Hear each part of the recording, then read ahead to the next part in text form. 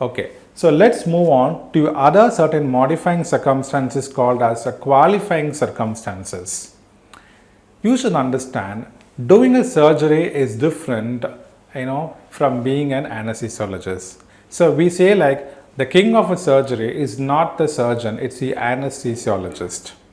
Because the anesthesiologist will make the patient to go from a state of consciousness to a state of unconsciousness where his physiological and sub-physiological levels are being met, and then he raises from the sub-physiological state back to the physiological normal state.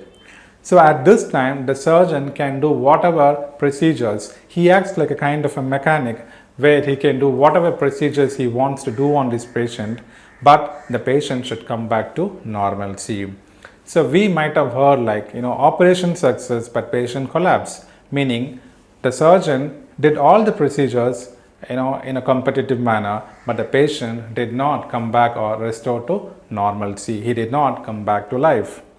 So you can very well understand the importance of anesthesiologist in the role of being a physician while performing a surgery.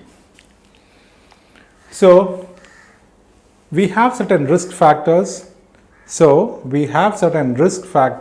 doing the surgery. At the same time, there are so many risk factors while administering anesthesia also. Because when the subject is going to be, imagine the subject is a newborn baby. We all know like for a cleft repair or a urethroplasty where there are congenital conditions, the subject would be a newborn kid. In that case, anesthesia is also being administered. So you are administering anesthesia to a subject whose central nervous systems have not yet developed. So what happens? This anesthetic can have disastrous effect on the subject, on the patient. So to notify that,